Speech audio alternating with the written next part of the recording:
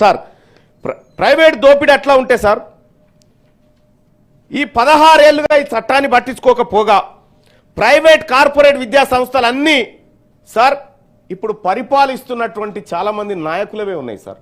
ఈ సభలో ఉన్నటువంటి చాలా మంది కూడా ప్రైవేట్ విద్యా సంస్థలు ఉన్నాయి సార్, ప్రైవేట్ కాలేజీలు ఉన్నాయి సార్. మరి ప్రైవేట్ వ్యవస్థ మన నాయకుల దగ్గర ఉన్న తర్వాత మనం ప్రభుత్వ విద్యను ఎట్లా బాగు చేసుకొస్తాం సార్? మనకి ఎట్లా ఇంటెన్షన్ ఉంటుంది సార్? ఇవాళ అనేకమైనటువంటి యూనివర్సిటీలు sir, Malla Reddy university, Anurag university, ఇగో మా అన్నది ఏవిఎన్, మా అన్నది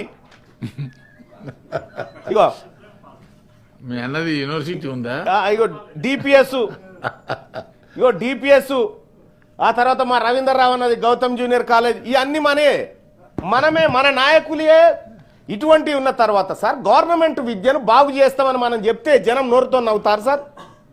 మనమే మోసం చేయబడితే మనమే ఆ విద్య గురించి ఇప్పుడు ఎట్లా అంటే సార్ గుండెలు బాదుకుంటున్నాం సార్ ఇలా విద్య గురించి. కానీ ఒక మాట గుర్తుపెట్టుకోవాలి సార్, ప్రభుత్వ విద్య లేకపోతే మనం అంతా ఏడ చదివినాం సార్? సర్కార్ బళ్ళలో చదవలేదు సార్ మనం అంతా.